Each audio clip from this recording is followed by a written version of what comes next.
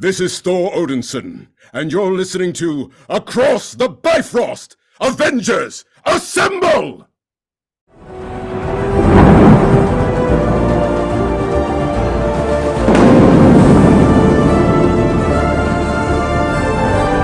Whosoever holds this hammer, if he be worthy, shall possess the power of Thor.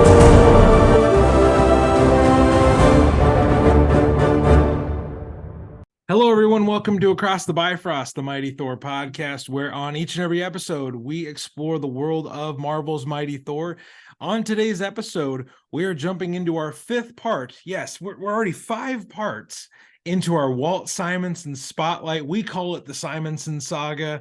We have fought the fire demons, we have slain Surtur, and we don't know where Odin is. Hopefully, we can get answers to some of those questions today. And to go through our next set of issues, we're bringing back a fast fan favorite of the show. Nathan Gilmour is back from previous installments of the Simonson Saga. Nathan, welcome back for the series. Thank you, Ryan. Always glad to talk about Thor. And we're also welcoming back a friend of the podcast, friend in real life. Ross Lawhead is finally getting his Simonson Saga episode. Ross, Yay. Welcome back to Across the Bifrost, man. Thank you. It's great to be here. What was the last episode we did together on here? Was it Warlock and Thor? Yes. Ooh. Yeah, that's right. It was a Jack Kirby. Oh no, wait. We did a Tales of Asgard recently. Oh right, we did it. We did a Thor Core member Core. show on Fafnir. Yeah. So I think it's just the Jack Kirby stuff I've been on so far, and this is Simonson now. So wow. There we go. We're finally wading into Walt's world. But I've been one of the 20 people who have been like nagging you incessantly to do the Walter Simonson saga. It's like, can we do it? Can we do it? Can we do it? Can we do it? Is it now? I do love that people got so excited for this series when we were like, yeah, we're gonna do Simonson this year, and then everybody, all of our friends of the show came out of the woodwork and were like, yeah, I need to be a part of this, which is really exciting for me because I didn't think that would happen. I thought maybe we'd get some lukewarm, like, oh, cool, isn't that the guy that made Beta Ray Bill? And then it would kind of like taper off. We still got some really good stuff to get to, and a few of those good things we're gonna get to today. We're gonna have a good time with this, but we're gonna be covering Thor issues 354 through 358 today. And we're going to mainly focus on the first 2 issues and the last 2 issues. The middle issue that we're going to briefly skim today had nothing to do with Walt Simonson, and it barely had anything to do with Thor. We will explain what that entails and what that means. Now, what did you call this, this episode on the shot list that you had for these? It was like... I called this Bits and Pieces or Picking Up the Pieces. Yeah. Now you sent this around to a lot of us, and I'm like, I want this one, this one, this one, and this is one of the ones I highlighted because I love the bits and pieces episodes of kind of long comic runs and stuff. Yes. I'm not BSing you on that because we were talking about this earlier, but like for me, I like the meta narratives and the long narratives, and of course, Walter Simonson's got this huge narrative, and for some reason, like just the little joining bits, like the little cartilage and tendons that kind of knit the bone and the muscle together. For me, a lot of the really sweet storytelling takes place there. A lot of the good character work. So we've just had the huge, awesome epic, which you guys talked about really well last time. And now we've got kind of like, well, where are we now? And it's those the writer asking questions of where are we now, where are we going, and who is this character that leads to some really good moments. And we'll talk about this. But as you can tell from my voice, like I'm really passionate about it. But and then I was also listening to the podcast just to catch up. And I was like, oh wait, this Nathan Gilmour guy sounds like my kind of guy. You have got to introduce me to this.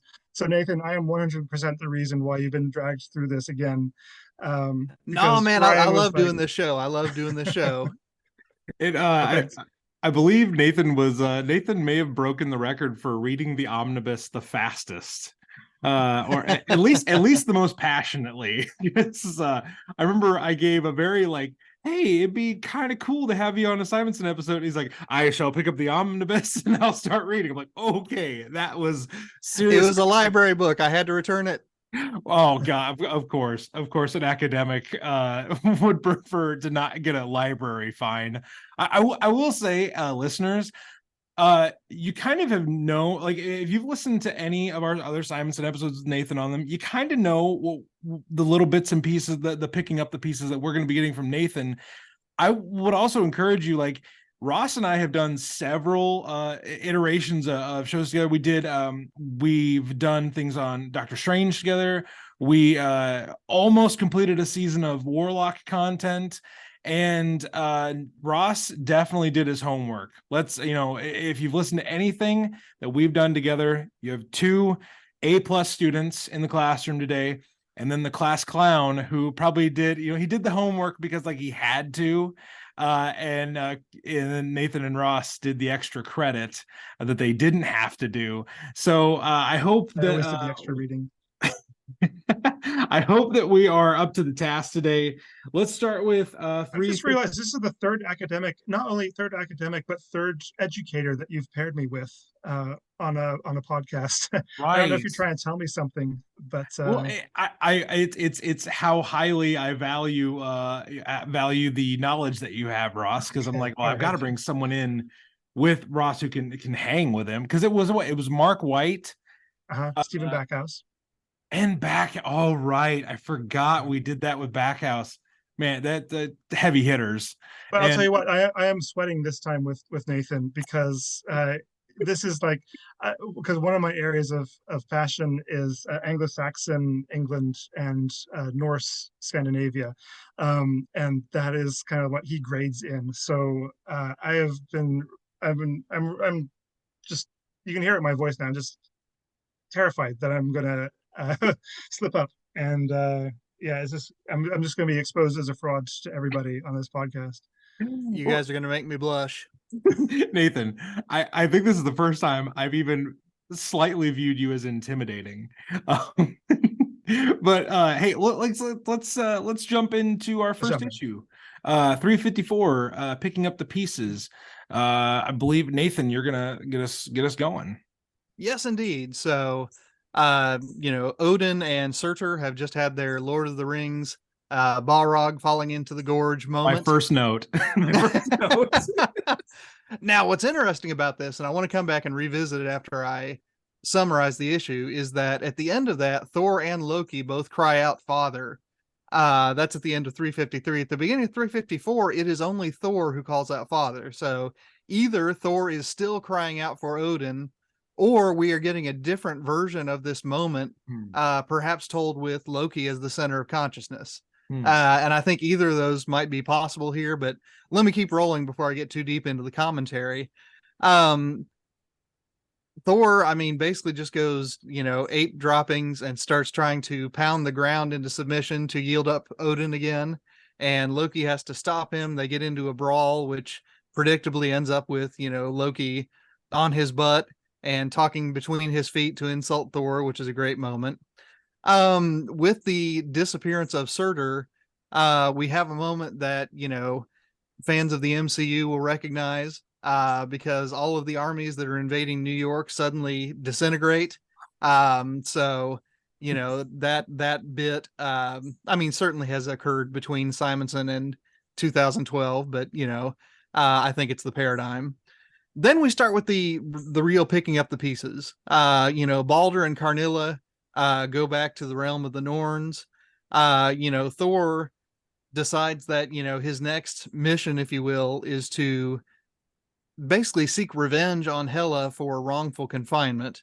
And I actually had to go back to issues 345 to 348 on this one because it had a little asterisk box, and I said, what in the world is this referring to? We'll talk about that later too. But Thor, as he leaves, he commissions Lady Sif to basically be the commander of the Asgardians, march them back to Asgard. Of course, the Bifrost has been destroyed, so that's going to take some doing. Loki disappears and prepares with Lorelei to basically deploy Mead Plot 2.0 to control Thor's mind.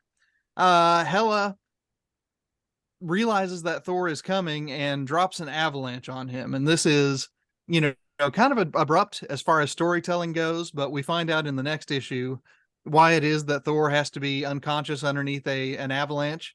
It is important to the story's listener, so just roll with us for this one. the issue ends with kind of a weird sidebar with a figure who I assume is Fandral, and you guys can correct me on that one. Going to Chicago and closing down the practice of Donald Blake. So I mean, literally, I mean, this moment kind of tells you that as far as Simonson is concerned, we're not going to be talking about Donald Blake anymore. This is going to be a story not exclusively of Thor, to be sure, but basically there's not enough room for Donald Blake to still be a factor. So that's what happens in 354. Ross, I mean, that opening page, I mean, the fact that only Thor is still calling out father. I mean, how did you read that? Is this a moment that is subsequent to the last panel of 353, or is this Loki's version of 353? I assumed it was kind of the next second. Thor is still very anxious and kind of in it. I think Loki is able to step back and process a little bit, just because he is more cerebral. What struck me most is that this is the second time Walter Simonson has opened with Thor shouting out "Father." The first time, as we know, was when Beta Ray Bill stole his hammer, and yeah, I liked the dynamic, and the little back and forth between him and Loki, which goes on for, I guess, 3 pages. And it's something that you point out in the podcast a lot, Ryan, is just how bad a father Odin is. Oh, And he's the worst. this is consistent here. He's the worst. And Thor here is he's got survivor's guilt. He's also got that kind of it's sad to say, but with abusive parents, there is that kind of, you will, die for them and go to the wall for them, even though they wouldn't for you necessarily. And we've seen Odin like that in these issues already. So I don't know if that's intentional or if that's just Simonson being true to the character as he's portrayed in both comics and in the sagas, or if there is something psychological that's deliberate. But it does make Thor, there is a lot of tension in his character with that. And Loki, obviously, I think has got less confusion over how relationships stand, just between him and everybody else on the planet, pretty much, in the universe. So yeah, and again, this is like a nice little bit of character work here we've got for the first 3 pages. Yeah, I think one thing that jumps out at me, like with this Fallout conversation, the two people that were beside Odin as they're fighting Surtur, and they've got the fate of Midgard and Asgard and the 9 realms in their hands. The 3 of them fighting side by side. Is Thor and Loki are allies of circumstance. They are not allies. Like Loki does not all of a sudden like Thor. We get a little bit more of a peek behind the curtain later on in the issues we're going to talk about today about what Loki really feels like he can use Thor for at the end of his plan, but they are still brothers. And it's crazy. Like they truly have, I believe we've talked about this previous, they have a true love-hate relationship. Like they are allies when they have to be, but most of the time Loki hates him and Thor hopelessly loves his wicked stepbrother.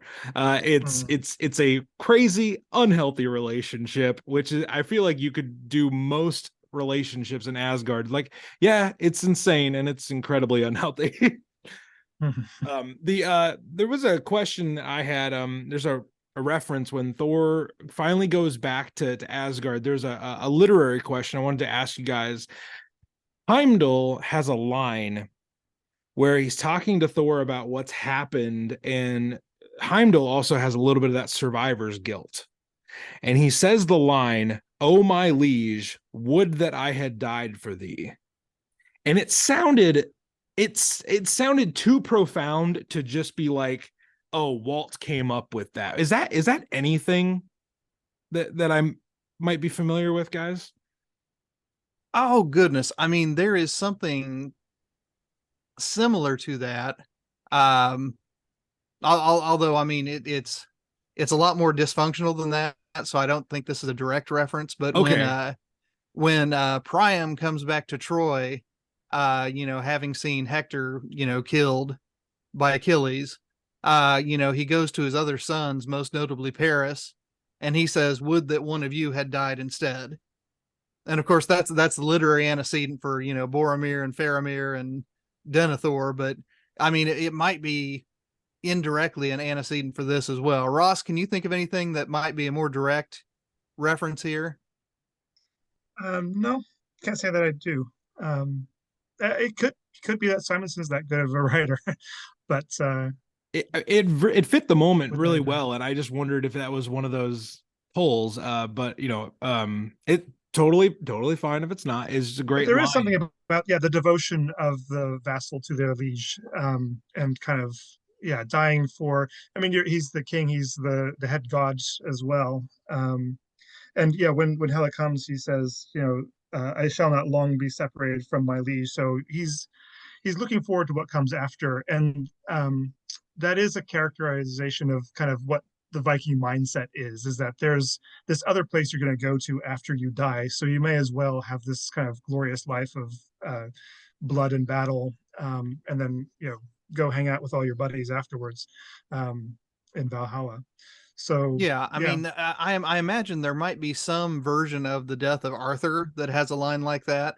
Our Arthur tales are not by any means my forte, so I mean, there might be some listener out there that does that corner of medieval literature that could fill that hole in for me. But it sounds like something that a Sir Gawain or a Sir Bors might say after Arthur dies. Okay, well, I'm just curious, and there's another bit of language that I wanted to maybe parse out here.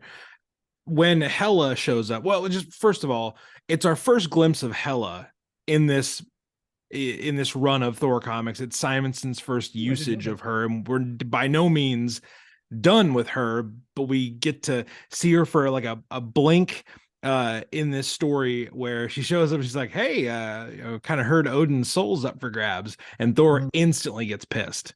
This is one of And my favorite fight scenes, I think. Like there's a lot of tension here just because she has to just touch Thor and then he'll die. But he's just so fast and violent for her that she can't even, get near him. Anyway, I liked it a lot.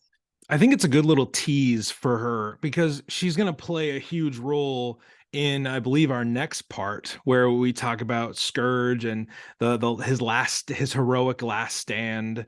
There is a bit of language here that I said I wanted to parse out. Thor refers to her as a greedy glut, and I don't know what the word glut means. Well, you do. I think it's glut. It's so I think I noticed that as well, and it kind of looks like it could be a misprint for something else, but it's the same as glutton.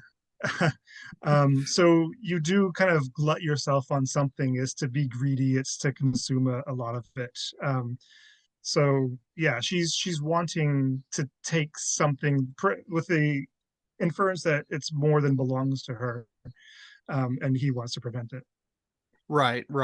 And this was that page I was talking about that had that, note that says the full story was in 345 to 348, and I had no memory of this at all.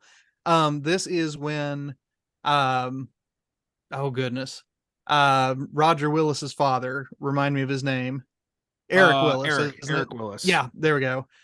When Eric Willis was, assaulting people with fast food. And yes, he was.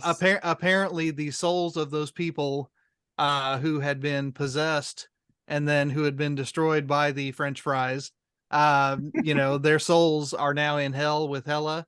And Thor, didn't really mention it at the time, but at this point he's really quite angry about the fact.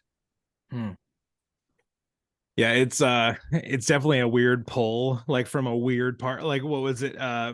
Faz said that was one of the horniest issues of comics he had ever written. I'm like, well, or he had ever read. Yeah. Well, it's gonna get a little raunchier and spicier towards the end of our episode today. I think one other kind of theme of this issue is people arriving suddenly or people leaving suddenly. We get a lot of these like blink, hey Thor, I'm here, or oh Thor, I'm here, now I'm gone. We see it with Hela, we see it with Loki, and then we see it with Sif. Sif kind of pops back into Asgard, and Sif and Thor have this conversation that was, I just wrote down in my notes, is my favorite part of the issue. Them having this like emergency grief counseling meeting. I really loved the fact that like they may not be romantically involved anymore, but they still have a deep love for each other. And I really love that characterization for Sif, that she's not just this, like, yeah, I fight really good, and oh gee, I'm pining after Thor in my spare time. She is a completely strong, independent, embodied character who still loves this man. And that was one of my favorite parts of the issue. And was there any other parts? I know we end with an avalanche. Was there any other parts of the main story that really stuck out to you guys before we hop along? I really like seeing Balder and Carnilla as this new power couple within the Marvel universe.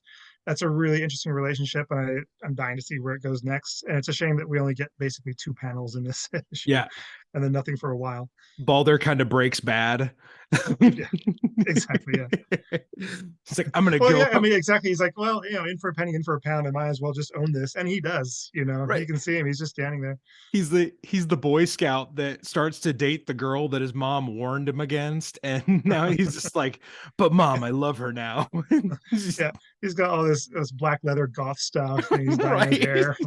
He's not got any tattoos or piercings yet, but he's not fully committed, but he might work up to it one day. He has picked out a really cringy barbed wire tattoo, though. Yeah. Nathan, what about you? Like the main story ending in our avalanche? Anything? Yeah, honestly, as weird as it was, that little excursus at the end, where they closed down the clinic of Donald Blake. Yeah. I mean, I like the attention to detail there, that they didn't just say, we just won't mention Donald Blake ever again. They said, no, we're gonna close out that part so that we can focus on other parts. Yeah, and in a classy way as well. It's like, Fandrel's kind of, closing down shop. Here's a bucket of money for you guys.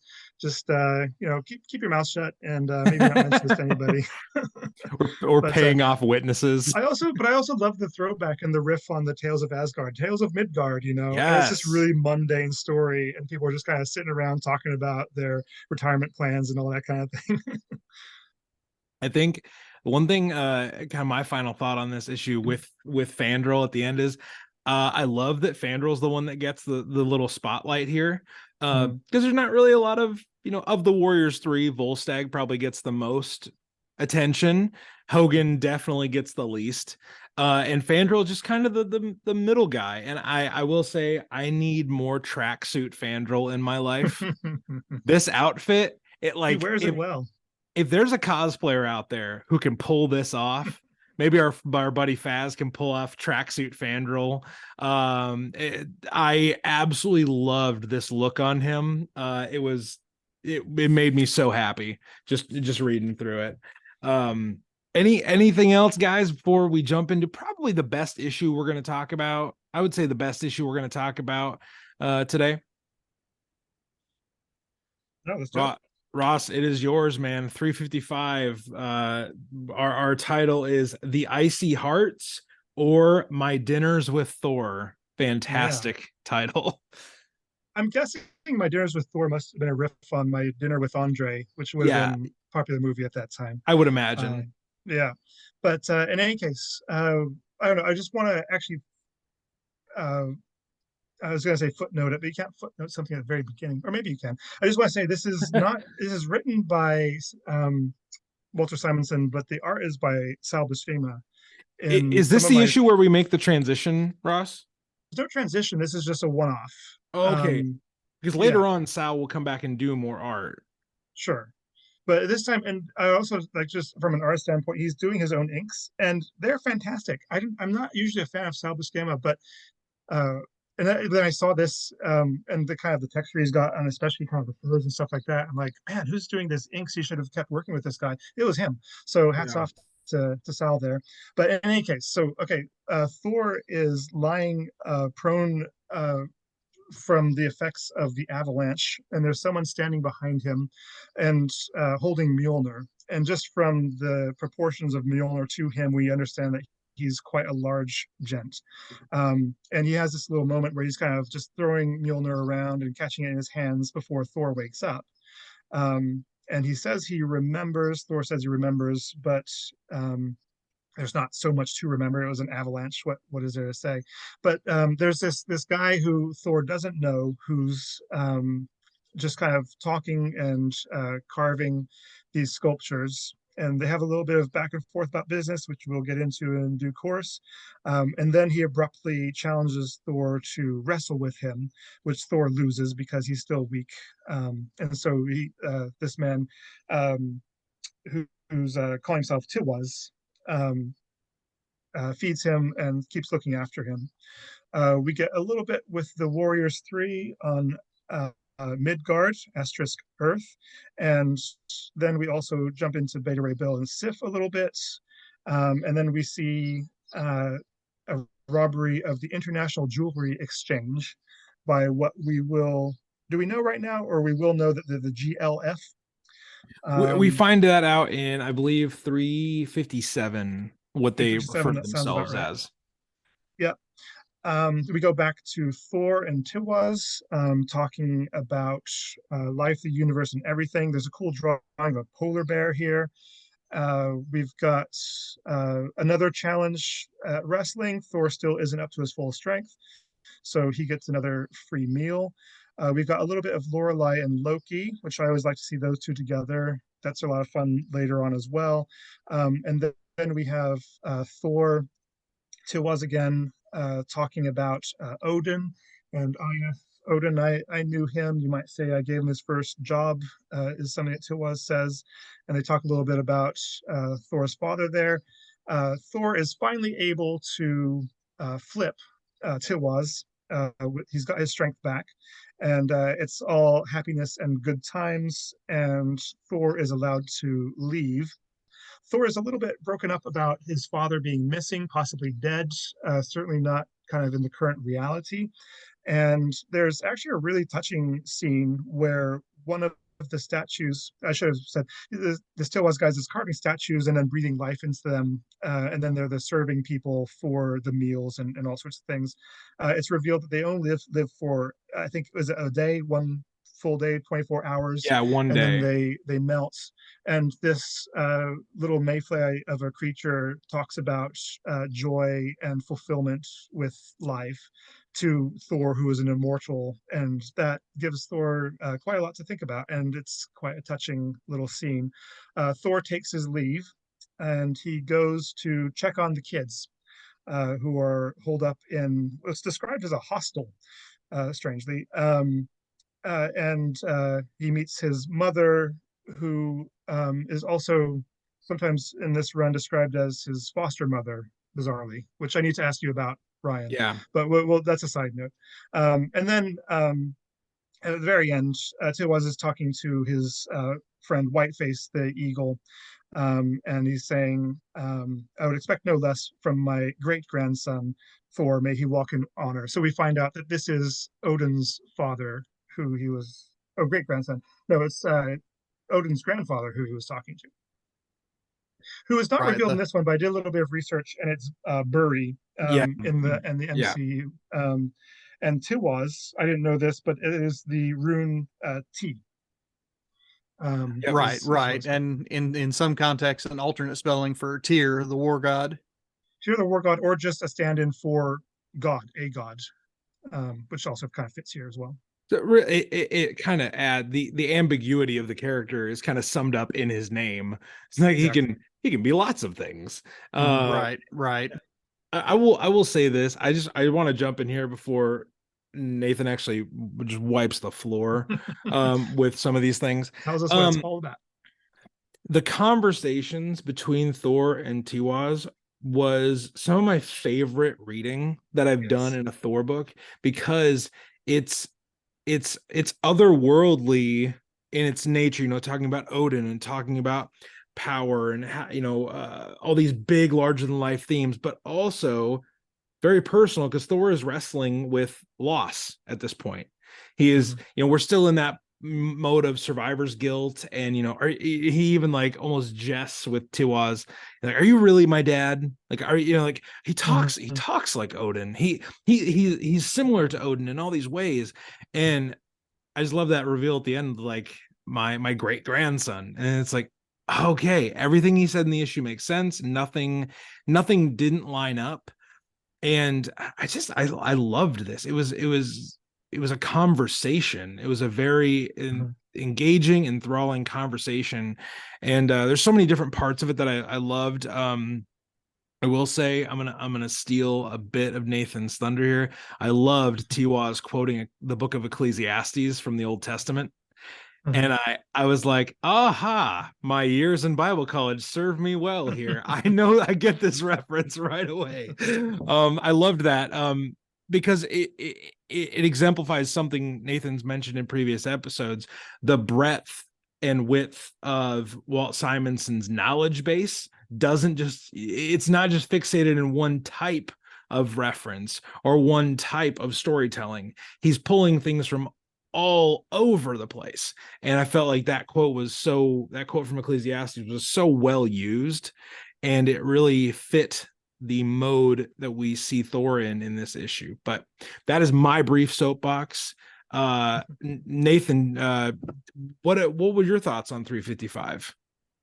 Oh, just first of all, I mean, there's just so much interesting stuff going on here, right? I mean, there's the fact that Tiwaz encounters Thor in the icy wastes, and in some of the archaeological finds concerning Buri, he is brought into being out of a block of ice.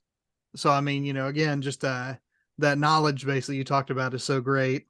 I love that while they are waiting for transport back to Asgard, the Warriors 3 are not merely in Manhattan; they are in Macy's.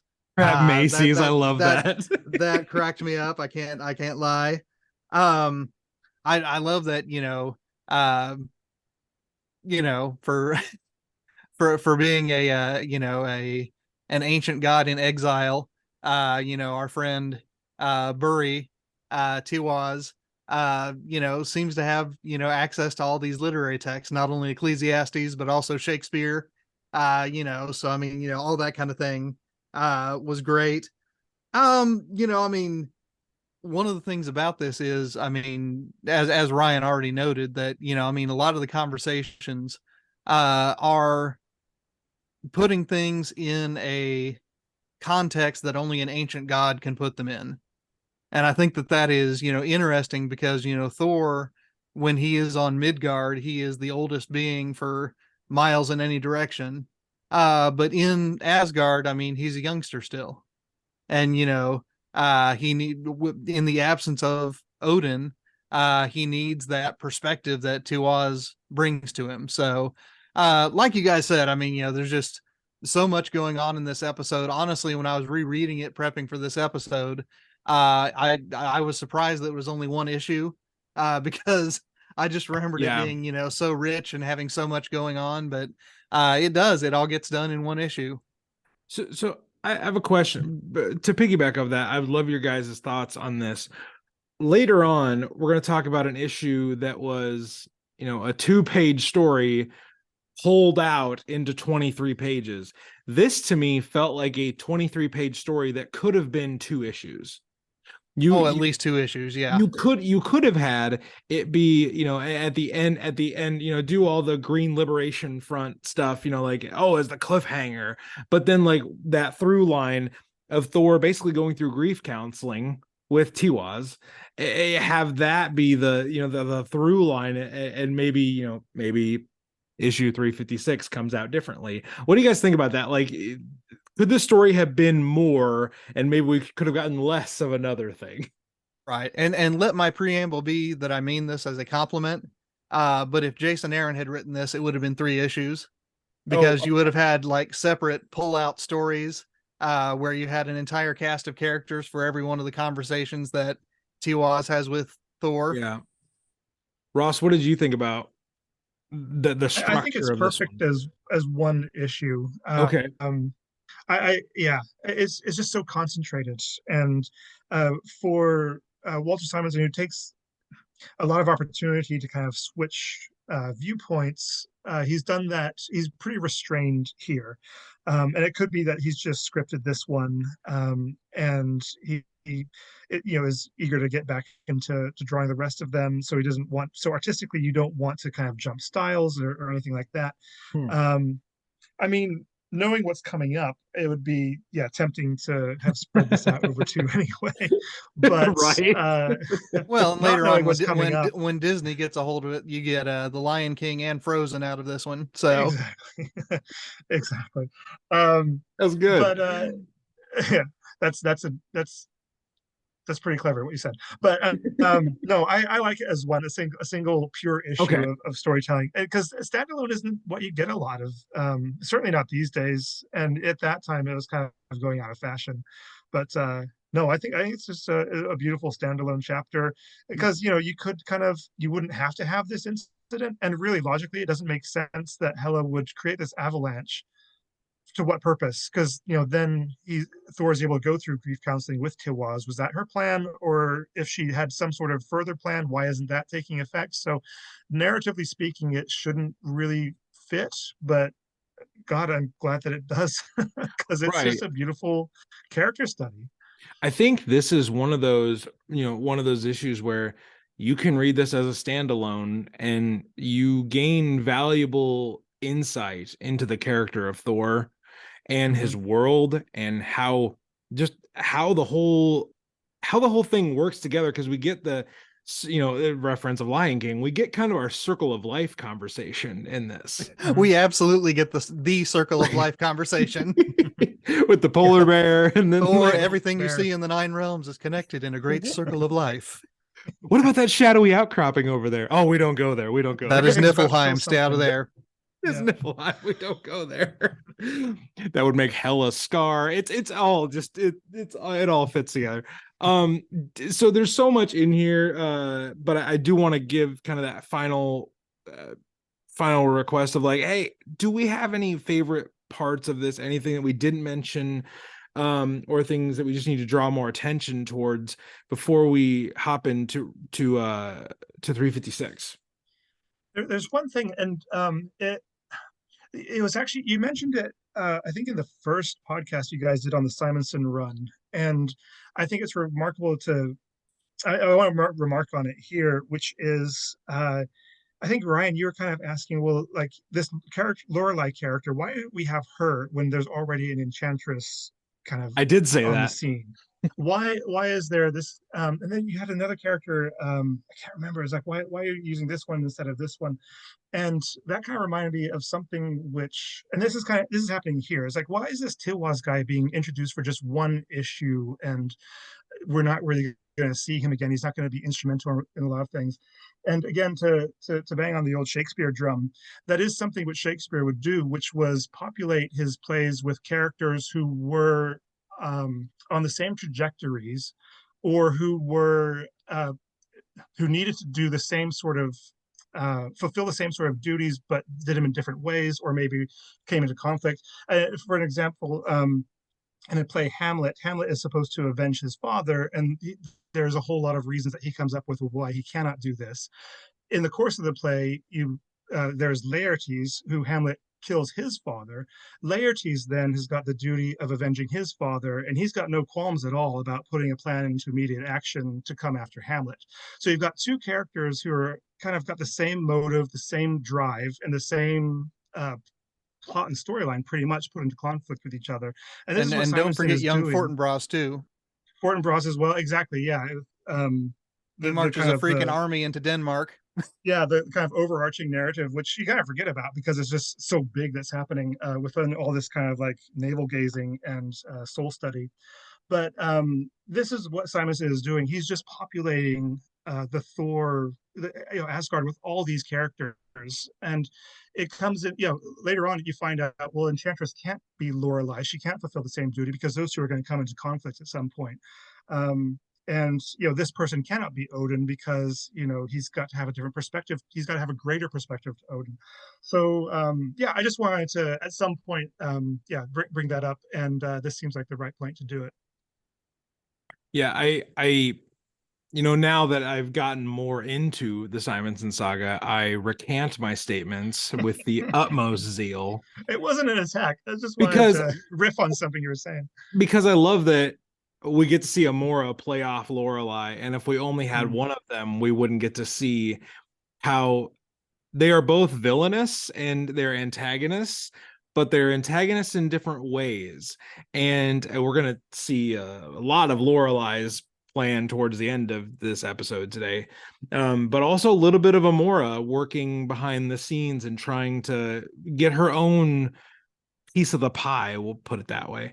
There was one line from Tiwaz that I wanted to read before we jump ahead, and it's on one of the last few pages when the little ice sculpture has melted in his hand, and he's holding out his hand, and it's covered in the water that used to be his creation.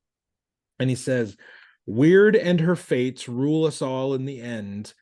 You will not forget your responsibilities, even for grief, nor would your father, who carried so many burdens, have wished it. Yet he had joy as well in the living, as you will when time has healed your hurt." So my observation with this one was that sometimes when we're going through difficulty and suffering and we survive great things, we're going through loss, we still have to keep living. We still have to keep going. And I love that Tiwaz doesn't give Thor permission to quit or retreat or run, but he gives him purpose in that moment where Thor feels a lot of purposelessness without his father, with suffering this loss. I love that his words are, keep going and you will find that healing, but running is not the answer. You can't just stay here forever. I love that line. It kind of relates to some things just going through personally, things I've been through personally. Those lines really resonated with me. But are we ready to go on to really the penultimate issue of our collection today? Well, let me say one more thing about Tiwaz's line there, because that also, I mean, it definitely has resonance with, you know, modern therapeutic ideas. It is also, I mean, you know, just very, very reminiscent of, you know, what Beowulf says to Hrothgar. You know, I mean, when Hrothgar is mourning his beloved advisor, whose name I should have written down in my notes, but I didn't.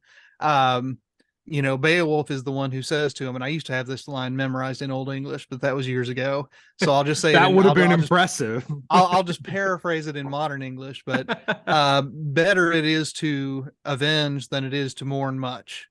And, you know, the idea there is that, you know, as you know, the king, you know, as the Lord of the Great Hall, you know, it is Hrothgar's duty to go and to fight Grendel's mother. You know, I mean, it's not that mourning is inherently bad, but when it inhibits his duties as king, then, you know, Beowulf won't let him stay there. Beowulf is going to push him to be the king. Yeah, it's a great thing of, you know, Thor comes to Tiwaz as he is, but he leaves changed. He leaves changed, at least in his resolve, in his mindset. And he's given the task to think about, because in that speech as well, Tiwaz is still giving him time to hurt and time to be broken while he's healing.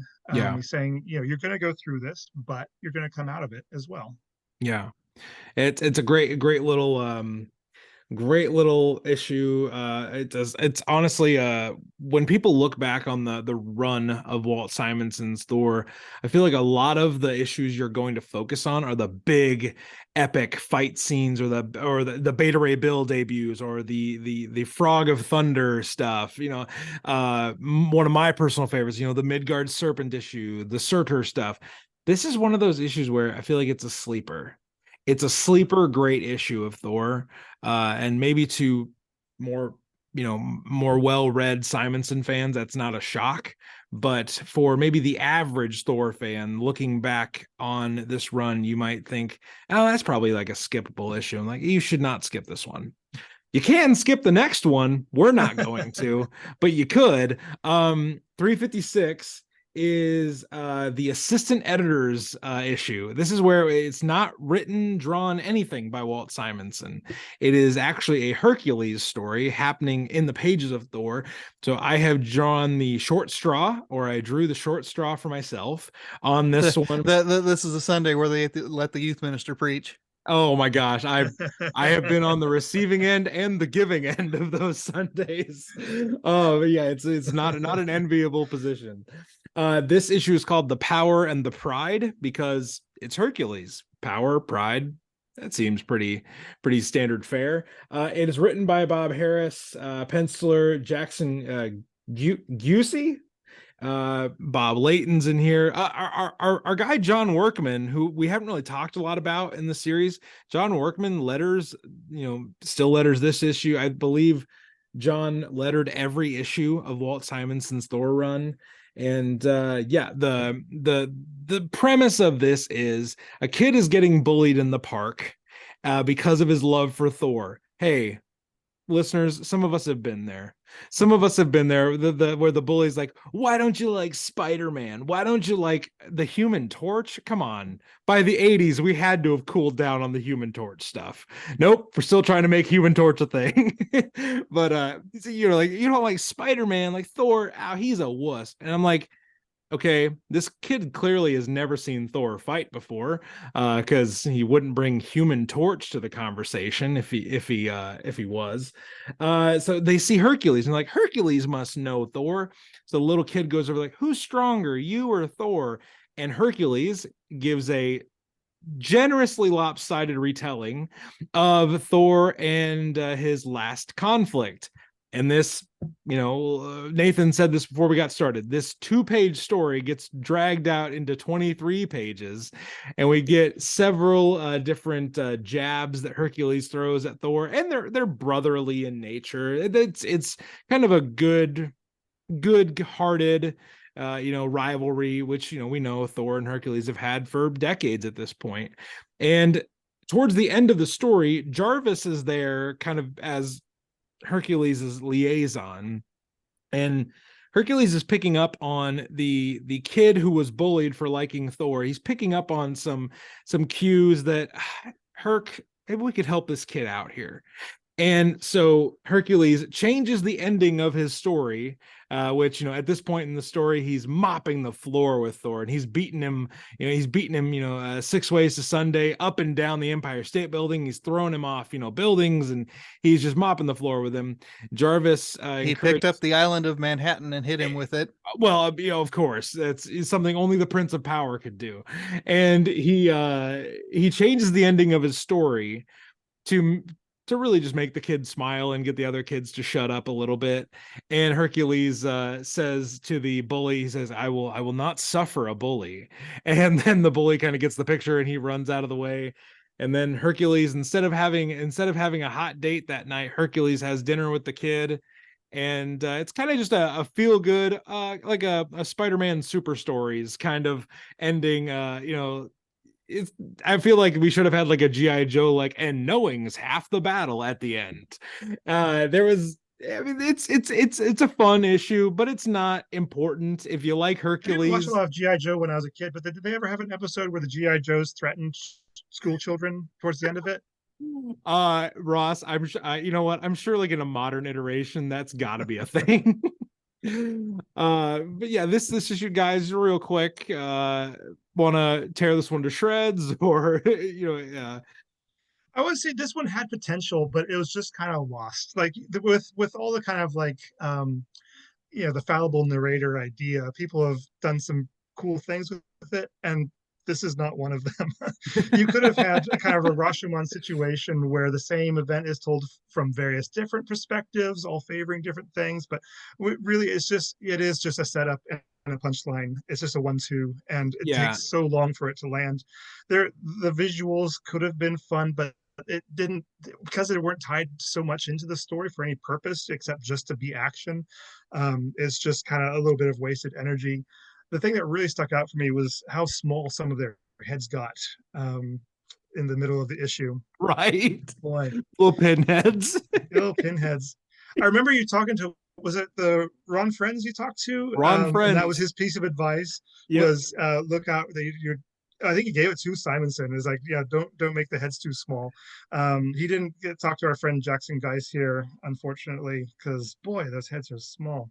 Well, because these characters, they're Hercules and Thor, like their bodies are so huge. And Ron's thing was like, it was the thing going from drawing Spider-Man and Daredevil to drawing Thor. It's an incredibly different physique that you have to draw. And Ron's thing was like, yeah, look out for some of the pinheads that I drew on these guys. Nathan, did you have any thoughts on the masterpiece that is Thor 356? I mean, and again, just missed opportunities in this, very long one setup, one punch gag. I mean, when Hercules has picked up the island of Manhattan in his telling, the kids are starting to say, now, wait a minute, we were living on Manhattan at the time. That didn't happen. I mean, We would have felt that. yeah, that like they could have run with that. They could have run, they could have made it something where, everyone turns on Hercules until he's forced to retell the story. But instead, Jarvis kind of intervenes and, doesn't let that unfold and instead makes it let's, save the little drawing kid. And yeah, so even the opportunities that were there got missed. So since we don't talk about Hercules that much on our main show, we are going to be talking about Hercules a little bit more on our Patreon site for the Thor Core. Just because I'm one of those weird people, like I enjoy Hercules. Yeah, I know it's probably a character flaw of mine. But one thing I love about Hercules is more often than not, things are going to come back to his labors. And he even mentions a few of his labors in here. And I was wondering, guys, do you have anything? Because I know the labors have been told and retold and different, versions of them. Anything significant about the labors that we got in this one? I believe we talk about Cerberus, the bull, and the Hydra. Anything come to mind for those three tales as old as time? They're probably the three most obvious ones. I don't know. Greek isn't really my specialty, but yeah, it's another mythology that has nothing to do with our guy Thor, but it's Hercules, at least Hercules familiar, I guess. Yeah, I mean, I noted that, we had some, one panel mentions of some Hercules stories, but honestly, I read past them fairly quickly because they didn't seem to connect to anything else going on. And I love that your guys's response to that question is similar to the child's response to Hercules. Like, oh, these tales have evaded your ears as well. Oh, you haven't heard that one. Let me throw another one at you. I love that Hercules is so desperate for any shred of attention that he's just like, oh, well, surely you've heard of when I did this. Oh, you didn't hear that one either. Well, let me tell you about the time I beat the crap out of Thor. The issue ends. They walk up into the sunset, and after a brief break, the Thor team took a brief break with 356. We're going to take a brief break right now, and then we're going to get back to our regularly scheduled programming, where we have Beta Ray Bill fighting the Green Liberation Front. Thor is getting drugged again, and so much is happening. We need to sort out the rest of the picking up of all the pieces. We'll be right back.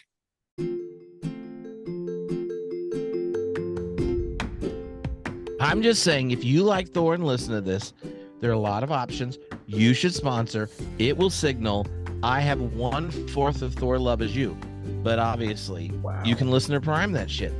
I'm just saying. You, I don't know where I I a lot lost of money you to guys. lots of things. If you like Thor, you should do it. I like Thor, and I didn't even know if I liked Ryan yet, but then I met him and I did. And True story. I'm just saying. Look at that. After I was so mean to him, he's being so nice to us. No, do? I live off all the money I make on a podcast that I started 15 years ago. I've got 1,500 episodes and I do a lot of work on it. It's a lot of work. And there were like 12 years. It cost me money.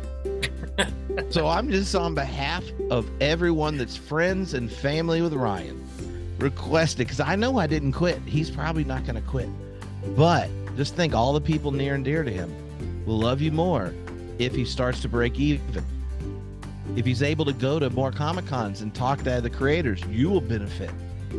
If he's able to, like, I don't know, like go out on more dates, then family's just like, Or hey, Kim, man.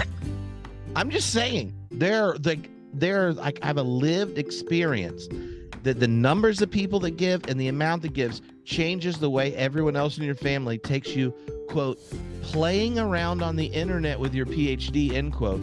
And Ryan's playing around on someone that cares about Thor more than you, reads it all, cares about it, and gets to know the creators and the artists and all that stuff. You should give him just a little bit of money to say thank you, so that you can impress the rest of your comic book friends by being a Thor nerd of excellence. Okay, everyone, we're back from our brief little time out there, and we are going to jump into the more consequential issues towards the end of our episode today. We had some fun with 356, but we're going to let Ross jump us into 357, where we're going to continue to pick up the pieces, and we're going to check out this issue of Walt Simonson's Thor. Okay, the Mighty Thor 357, a new deal from an old deck or the credit card soldiers. We've got a nice split cover here with Thor running away from some giants and Beta Ray Bill running away from some armored attackers. We open with those same giants about to pounce on the young Asgardlingas, I think you'd call them. And in fact, gathering up in their hands, Thor then is about to attack them. But Frigga stops him. Then we immediately cut to Beta Ray Bill and Sif, who are back in Manhattan. We've also got the GLF, so those armored attackers are coming to tear up the city and do something at the, where are they at? Is it the stock exchange? Something like that. They're one of the big banks. One of the big banks. Those big banks. They've got this whole plot. We're going to learn more. Yeah, which we'll learn. Yeah, we will learn more about. So they encounter Beta Ray Bill. They don't know what to make of him. Their onboard computers seem to think that he's some sort of a Thor variant, and so they're advised to just kind of escape. And so they they fly out as fast as they can, and then apparently disappear. Beta Ray Bill can't find any trace of them, but the man comes up to the point where they disappeared near a waste paper basket and starts cleaning up these little yellow cards, which presumably number the same amount as flying attackers for people who are eagle-eyed and can count. We got a little bit more business of the Warriors 3 in Manhattan. We get to see Hogan the Grim intimidate yet another person who's talking down at some Asgards. This one happens to be, it's hard to judge, probably about a 10-year-old, 9 or 10-year-old boy. Yeah, who he's you're in the zone there. I'd say. Well, we just gonna leave that there for now. We've got more with Sif and Beta Ray Bill on the top of the World Trade Center, as was. We've also got some really nice Lorelei and Loki stuff. Got a 2-page on this one. Enchantress comes along and finds Odin's scepter, does something to it, and then leaves. We've got a snowball fight with Thor and the young Asgarders. And then we've got the Green Liberation Front arguing with a giant computer monitor and a man letting cockroaches escape from his sleeves. It's kind of breathless doing all this. There's so much in this issue. We've got Loki now coming to Odin's Scepter of Power, which we last saw Enchantress kind of mess with a little bit. And then to round us out, we've got Thor and Frigga and Heimdall. Oh, and then we're back to Sif and Beta Ray Bill. And then we've got Thor coming under the influence of a green enchanted mist. Oh, Did I miss anything? yeah, you know what? You didn't miss anything, and that's what I think is the craziest part about this issue is there was so much. It kind of felt like 354, where there's just so many different loose ends we're trying to give attention to. But thank you, Ross, for taking us through that. There's definitely that was our not to belabor this anymore. It was a Herculean task. Nathan, anything from 357 just jump out to you right away? Anything in here that maybe listeners might find particularly interesting about our second to last issue? Well, my favorite bit, and this is as you said, an issue where you get lots of bits happening in rapid succession, is when the Warriors 3 are wandering Manhattan. Oh my gosh! With Volstagg in his I Heart NY. I gotta call it a bib because it doesn't have any sleeves, because his giant Henry VIII ruff covers them up. But during that conversation, that I geek out anytime any of these Asgardian Viking types is quoting Shakespeare. At this point, Fandral is claiming credit for the Tempest, which I just love. I geek out on that stuff, that. But what one of the interesting things we find out about this person who is I'm probably to say it's a cover identity is a little bit too elaborate, but the person who is posing as a street janitor or a street sweeper, pardon me, we find out not only that he is the technical mind behind the super armored bank robbers, but he is also by some means under hostage. So, we find out his name is Sergei. We find out that, his family is being menaced.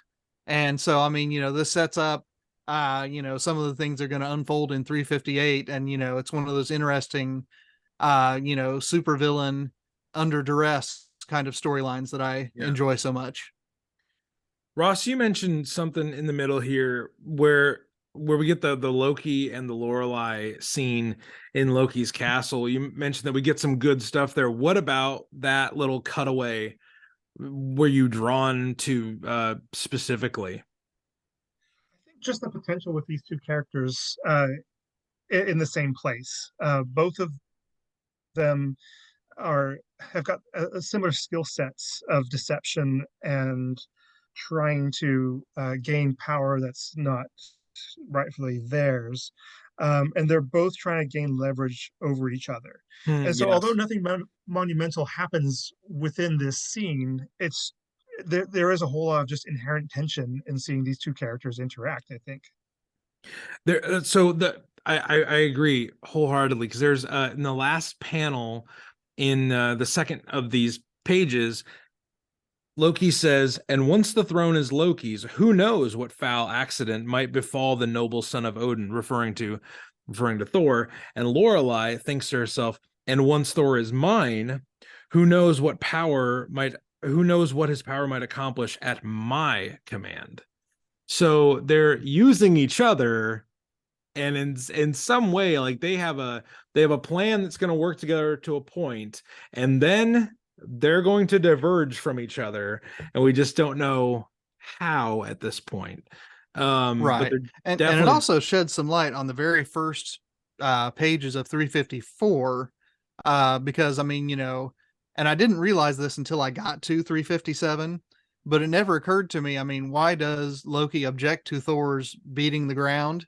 And what occurred to me in 357 was Loki thought that Thor might actually bring him back up, and then he wouldn't be able to put into action, this plot to claim the throne of Asgard. Hey, if Odin comes back, the plan's kind of sunk. But Odin's kind of a bad dad, so maybe he would have just given it to Loki anyway, or out of spell or whatever. Right. But See, I also- like this because it shows us that Loki is thinking, not just 3 or 4 moves ahead, but 3 or 4 issues ahead. Right. And like, who knows at this point, like, what's going to happen with the scepter. We'll find out very soon. Amora she's in play again. One little cutaway that I want to talk about. 2 fun cutaways. It's crazy. We talked about 356. There was a lot of gags for gags' sake. And the gags were so, I don't know how you guys felt about this, but like the gags were so clearly called out. But in this one, there's a lot of gags that aren't clearly The labors of Hercules. Sorry, I had to get that in there. And like in this one, the glasses that Beta Ray Bill puts on with the nose and the mustache, like that was a weird little panel to read, but I'm like, okay, Sif is trying something with Beta. Like she's at least trying to like loosen him up a little bit, because he's, I love how people they're just, oh, Beta Ray Bill's so awesome, he's so great, and he's so, this. He's kind of like Thor in the way that most of the time he's pretty humorless. If he's not drinking and carousing with his buddies, he's fairly humorless. And I love that Sif at least tries. And I appreciate that little scene. But one of my favorite scenes in this issue was definitely the snowball fight. I love that Thor, in the midst of this, he's not just the warrior who's doing the warrior thing of watching over these kids, make sure they get back to Asgard. He's also giving them a little bit of what they need. Like, they're still kids. Like, this great monumental thing. They've been away from their parents. They've been taken to this place of safety, but also, like, Thor kind of realizes they're still kids. And in that moment, I feel like he does a very kingly thing there, where he puts himself on their level. And he plays with them. He's not just their protector, but he's also someone they can look up to. He's someone that they can admire and aspire to be. I love that. Who is it that gets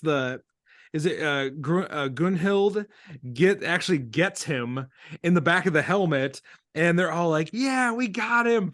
Like, he's like he's a legend even amongst his own people. And I love his response, which is like, you could have avoided that snowball if you wanted. And he's like, but if they were not encouraged with some small degree of success, the children would soon tire of the game, and the road home would be much longer.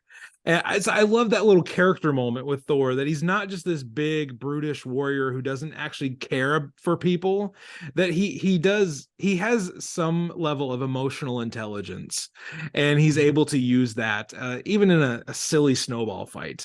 That's probably the most analysis these 2 pages have ever received. But Nathan and Ross have their specialties. I have mine. They're here for the references and the literary stuff. I'm here for the nonsense, everybody. In case 130 episodes of this show have not made that apparent, very apparent. Ross, I assume you've caught your breath after that long-winded synopsis. What were your favorite parts of this issue? And anything that really stood out to you, aside from the Loki and Lorelei scene we just chatted about? No, we've kind of covered my favorite parts. I think it's interesting to note, like, this is kind of a gearing up for, and Simonson is kind of setting the scene for the rest of the issues to follow. Whereas we've seen him now kind of wrapping things up and having a little bit of a breather. This is him kind of getting things back into gear again. Yeah, and that is so apparent on our last page, when Thor he's relaxing. He's like, I do love the little line where he's like, all of Asgard is destroyed, but fortunately my own halls seem slightly damaged. And I'm like, that feels like a little like douchey thing to even think. It's like, all of Asgard is destroyed. But at least my home is fine, and I can relax and I can be at peace.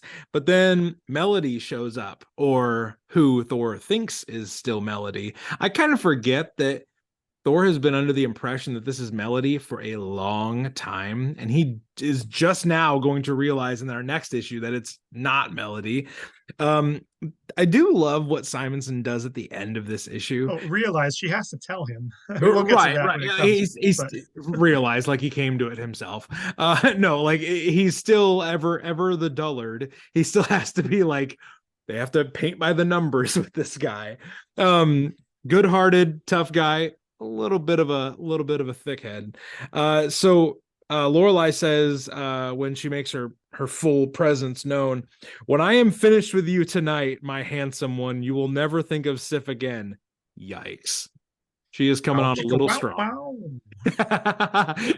Cue the saucy jazz music. And the end of it says, is Thor becoming a romance comic? Has Marvel's fabulous Rock'em Sock'em book denigrated into nothing more than puerile soap opera, with kissing becoming the rule rather than the exception? Is nothing sacred? Do not hold your breath and don't miss next issue, When Dalliance Was in Flower. Wow, Walt. Okay. I'll confess that little gag at the end disappointed me a bit, because we did get that moment kind of towards the middle of the issue where Thor is lamenting that, and again, this goes back to this idea of weird, right? Which is the Anglo-Saxon word that's, roughly analogous to fate, but has its own Northern European flavor. But the idea that, there's nothing that he could have done to make him and Sif work. And then, that's bookended by two scenes with Beta Ray Bill and Sif lamenting that they will never work. And so, I mean, I thought that was, a nice little bit of emotional depth in this issue. And then, at the end, Simonson says, "No, it was all a gag." Let's get to the sex scene. What my favorite parts of the issues were, which is the romance part. I mean, he's doing it really well. So I don't know. That issue was a lot of things. Like, I think we can all agree, like, listeners, go check out this issue 357. It's a lot of things. And there's a lot of I feel like it changes up the tone a lot in a different way. 2 pages are very serious and very somber, very, like lamenting, but then the next one's like, it's a snowball fight. Like it's all over the map.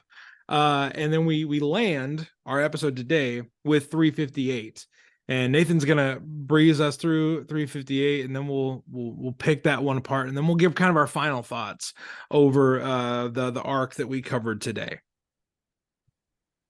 When you start reading issue 358, listeners, get your wah pedal ready, because we get some frames of Lorelai in action, and I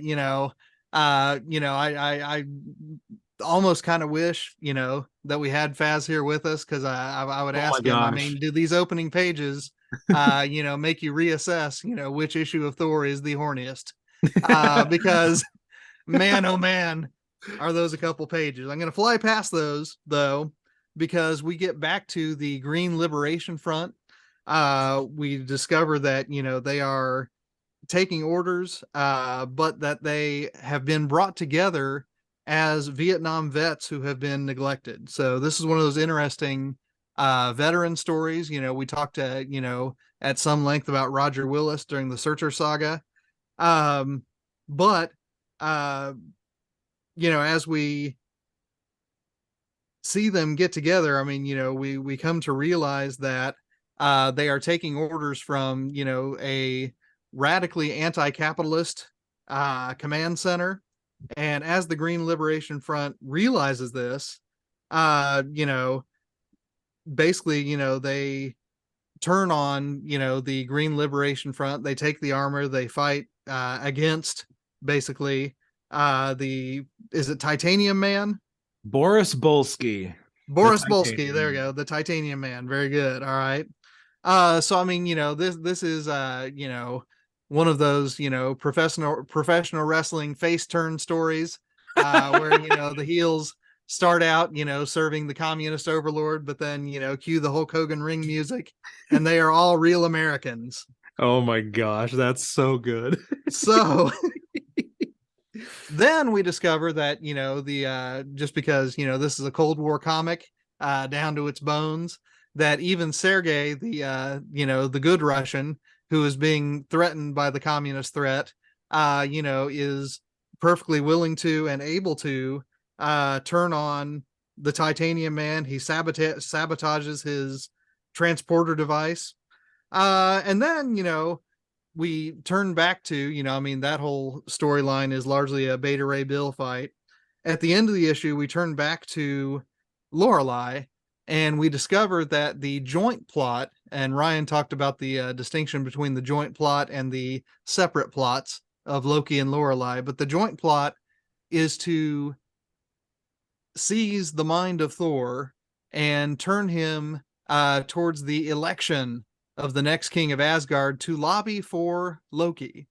So it's interesting. I mean, Ross earlier mentioned Hamlet, and of course that is the backstory to Hamlet is that Gertrude was lobbied into throwing her lot in with Claudius rather than with young Hamlet to be the next king of Denmark. That seems to be precisely what's going on here, except that instead of the mother of Thor, it's the lover of Thor, and that's kind of where issue 358 leaves us. Okay, so well, you kind of skated over something significant as well, which is Lorelei's seduction of Loki also takes place. So Ross, why don't you take listeners further into that moment and what happens between Lorelei and Loki? Yeah, I actually I didn't know. I didn't figure it out until I read ahead to the next issue. What we find has transpired, spoiler alert, is that Odin's scepter of power, when we saw Enchantress mess with it in the last issue, she put a whammy on it so that Lorelei would fall in love with Loki. Oh my gosh. So a very powerful love triangle with a lot of feedback reverb has been created between Thor and Lorelei and Loki. And Walter Simonson did something really clever, which again, it only took me a second reading to find out, is that he mirrored the layout exactly between the second page and the next to last page of this issue. Awesome. So that, Lorelei is seducing Thor in this exactly the same way. Well, she's seducing Loki in the same way that she seduced Thor at the beginning of the issue. From layouts to how everyone is positioned, and or I guess you'd say blocked. The composition is the same, with just the variances of the pattern in the background and Loki for Thor. I mean, so we have this character of Lorelei. We've had her since the beginning of this run, and she is, I feel like some issues she's been used almost in a ridiculous, buffoonish way, where it's like, I was gonna give him the magic mead, drats, it didn't work. And now she's gone full femme fatale, and like we said, Amora has something to do with that. And I love that she's playing Loki. Loki thinks he's playing her. They're both playing Thor, and Amora's playing them all. No, Lorelei's playing Thor. Enchantress is playing her.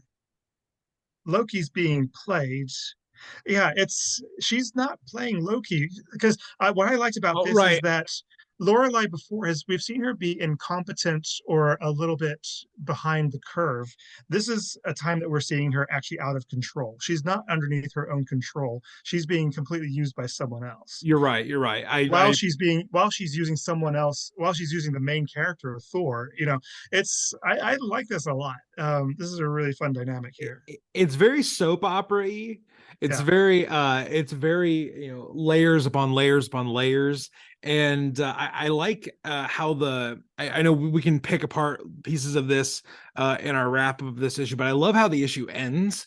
I love that we finally see the plan, the villain's plan, in a way come to fruition, where Thor says, I am finally resolved on the course of action I must take. And Heimdall's like, my lord. Thor says, and I will assist my stepbrother, whatever the cost. The throne of Asgard must be Loki's. So we're like, dun, dun, dun. And then we conclude this little, our self self-organized little mini arc of picking up the pieces. But Mhm. was there anything else from 358 that stood out, guys, or can we just go to our final thoughts about our 5 issues today? Well, one of the things that struck me as interesting is that uh, in some parts of Simonson's run, and of course, I mean, when you talk about Thor as a, a phenomenon that's, stretched across decades, you get all kinds of variations. But even within Simonson's run, sometimes the throne of Asgard seems to be something more like a Davidic monarchy, where the eldest son always inherits. But in this, I mean, in this issue and then in the issues to follow, it becomes something more like a Northern European elective monarchy where the heads of the houses gather together on the death of the king to elect the next king. So I mean, it's one of those interesting things, and I mean, I don't mind the inconsistency. I honestly probably wouldn't have even noticed it had I not been making notes for this podcast. But the next several issues are going to hinge upon the fact that this is more like the monarchy of Denmark, or more like the Holy Roman Empire, and less like the English crown or the Jerusalem crown. In that the nobles have to select the next monarch, so it really does matter that Loki and Lorelei are making moves to basically lobby votes for their person. Ross, did you have any final thoughts of 358? Um, well, I mean, it's kind of remarkable. We're not talking about the Green Liberation Front I here. was just That going to kind of mention fell that. a bit flat. Right? And again, it had potential. I like the idea of this kind of political uh, interplay, and yeah, just kind of how the manipulation of ideologies and alliances and stuff. I think that that would have been stronger if we'd seen a more comprehensive kind of system collapse, instead of just, hey, we're fighting for the commies. Now let's turn on our masters, sort of thing. It didn't really speak much to the intelligence of the people who were, being manipulated. They didn't, regain any real agency, and it was just kind of a damp squib. But yeah, Yeah. that was my feelings on it. Well, and that kind of goes like to my final thoughts on this. Like, our cover is a big fight between the Titanium Man and Beta Ray Bill, and I didn't really find it that interesting. Well, and also here's the thing: it's the Titanium Man. If you've read comics like for any amount of time, you might be like, Titanium Man, isn't that an Iron Man villain? Like, we even in the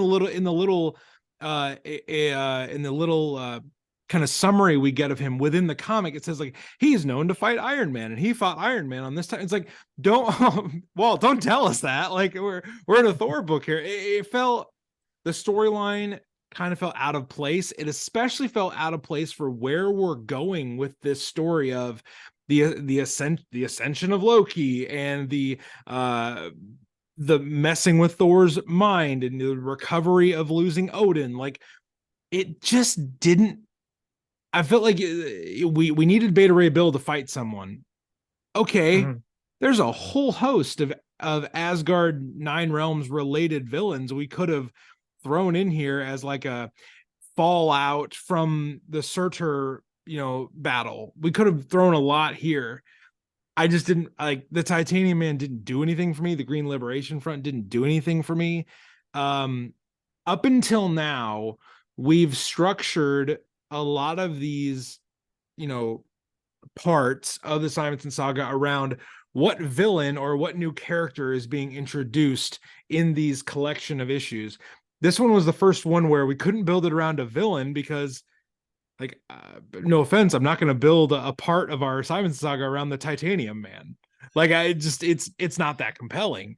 I think that here they tried to give us it as like a BC plot, but in this issue, it takes the big action brunt of the issue. And rarely does a Walt Simonson fight scene fall flat for me, but this one definitely fell flat for me because it felt out of place. I think it was rushed. I think it needed a couple more issues to breathe, but then I'm not sure the potential was really there to begin with anyway. So Yeah, yeah, what who knows? would the pay, I agree. Like, would the payoff have really been much better if we would have given this another few issues to breathe with? Yeah. Well, if they had started it maybe an issue later, and the reason I say that is because, I mean, the next several issues are going to be about, who's going to be the vision of Asgard going forward, right? And, I mean, because that happens in the fallout of a great war, and because the Green Liberation Front is made up of people who have returned and become disgruntled after being in a war, I mean, I feel like there were hooks there that they could have connected with, but they just didn't. Yeah, it's pieces of ideas, but not like a fully fleshed out, cohesive thing. But any kind of final thoughts about like our adventure as a whole today? I know we kind of sprinkled in a few thoughts there, but Ross, you want to give kind of your final thoughts as our honored guest today? Well, thank you very much. What I liked most about kind of these issues as a whole is how even though we don't see a lot of Thor, he's so consistent to how he is in the source material in the Norse Eddas and stuff, where we get to see him just in a completely blind rage when Hela comes on the scene, where he's just smashing everything without really kind of any thought or reason. We get to see, that's very much from the Eddas. I'm thinking about when the giant is building Asgard and Thor comes, they find out that he's a giant and has to be destroyed. And also just how you said it before, just kind of how guileless he is, and how he just gets manipulated instantly. That is happening to him constantly in the Eddas, whether, he never questions the reality as it's presented to him. Whether, oh, we found this really big cave with these 5 branchings out of it, and that's really odd. And yeah, there's this I'm drinking this big drink and it's not going down. I'm not drinking it. That's really strange. He never questioned, even though it seems like he's manipulated by multiple people. He never questions his own reality, even though it doesn't make sense. And we see him do that here. He never questions why he suddenly wants Loki to be king. He just wants him to be king. He doesn't question, I guess this Lorelei person, I'm thinking more of Sif now. And, oh no, Lorelai's back. Okay, and there's this green mist. Well, let's not care about that. Let's get busy. He just goes along with everything as presented to him. I mean, that's a great Achilles heel. That's a great chink in the armor. That's his kryptonite. Yeah. Is just that he's got all this power. He's got very little mental acuity when it comes to any sort of manipulation. Oh my gosh, so right in so many ways. Nathan, did you have any final thoughts of these 5 issues we've covered today? Well, as I said, I mean, what I like about what's building up is this idea that in the absence of Odin, there has to be somebody who is the king of Asgard. And, I mean, it doesn't really take the form that eventually, the election of Loki is going to take. But I mean, you get little bits of it. And, I mean, that's some patient storytelling, so I mean, we have time to have the story of Tuaz, and we have time to, fiddle around with, the Green Liberation Front.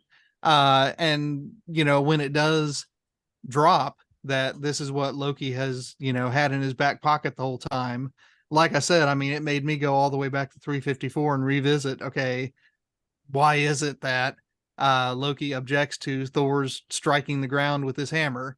And I realized that, okay, I mean, it doesn't spell it out. So, I mean, I don't have certainty of it, but it makes sense in sense of the narrative that, okay, Loki might have genuine fear here that Thor might foil the plan that, he instantaneously hatches once Odin is out of the picture. Right. I will say this, doing these issues with you guys today made these infinitely more fun. Like I like honestly, because in terms of character study, there's a lot of good Thor stuff in here, but Ross is right. We don't get outside of issue 355. we don't get a real like concentrated focus on Thor. But I think 355 is so good that everything else that moves around it, I'm willing to read. I'm willing to get invested in, and because of what Nathan just said, we know where it's going. Like when we get to our next part, which we have a really great guest lined up for that. I'm so excited for it. When we get to that next part, I think we're going to see even more stuff pay off. Like in part 4, when we did the Surtur, let's Ragnarok and roll kind of stuff. It was all payoff, all payoff. And here, I believe it was Ross said, like we've got this. We had a few issues in here where we're leading up to things. This was like a whole part where we're leading up to something again. We're building back up to a big payoff kind of style portion of the story. So I love 355. I loved that we're building up again. We're climbing the mountain. We're trying to get to the summit again, and I'm excited for part 6. It's going to be a lot of fun, and that is a nonstop, hold yourself, get ready for a thrill ride kind of part. So, guys, thank you so much for joining me on this Simonson Saga part 5, where we've picked up all the pieces and the bits and pieces are fitting back into place. And everybody, you can go check us out on Instagram at Mighty Thor Podcast. You can become a Thor Core member at the link in the episode description. For a few bucks a month. You'll get early episodes, bonus episodes, and you'll find out about our projects and things we've got going on way before anybody else on our Discord or Instagram. We also have a Discord. If you're wanting to wade into those waters, you can go check us out on Discord. That's also at Across the Bifrost. So everybody, for Nathan, for Ross, for myself, until we see you next time aboard the Rainbow Bridge, we want to encourage you just to do one thing, and that is, no matter where you are, no matter what you're doing, no matter what villains you are facing, whether you're facing off with a Titanium Man or a Loki or a Lorelei, whatever you're facing today, we just want you to do one thing, and that is to stay worthy.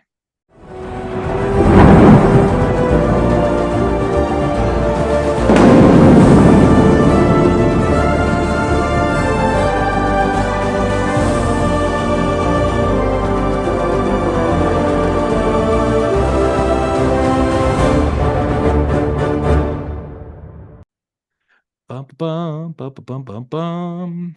Oh, I went away from my normal thing there. Oops, my bad.